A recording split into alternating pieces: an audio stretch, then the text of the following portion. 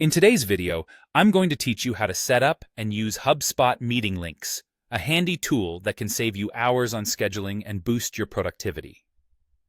First, we need to ensure that your calendar is properly linked with HubSpot.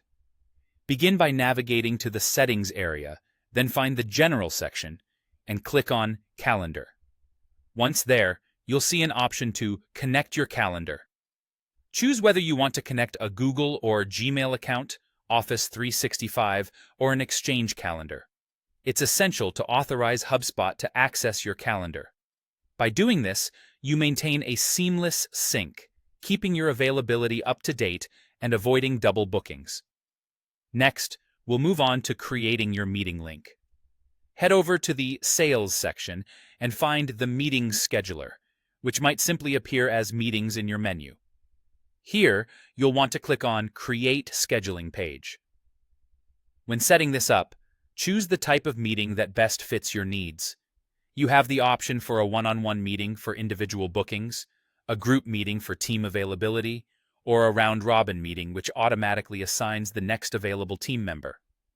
After deciding your meeting type, click Next and start filling in the necessary details, such as the internal name, event title, and location. Consider adding a conferencing integration if you'll be using a service like Zoom, Teams, or Google Meet. Remember to include options for canceling or rescheduling to offer flexibility to your attendees. Now, let's talk about setting the availability and scheduling rules. On the Schedule tab, you can customize the meeting durations, set your time zone, and define which days and times you're available. It's a good idea to add buffer zones and minimum notice requirements to help avoid tight bookings. You can also adjust the start time increments, opting for intervals like every 15 minutes to better manage your schedule. Moving on, we head into building the booking form. In the Form tab, you'll start with some default fields, such as first name, last name, and email.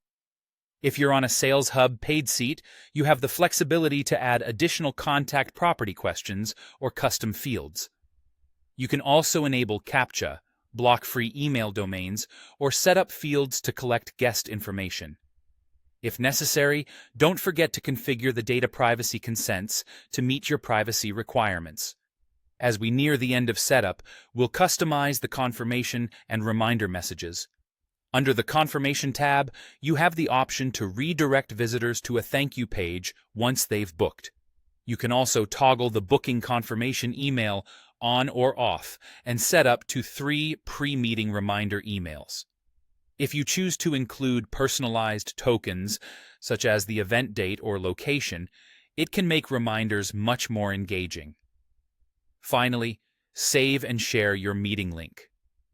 Click Create Scheduling Page to finalize your setup.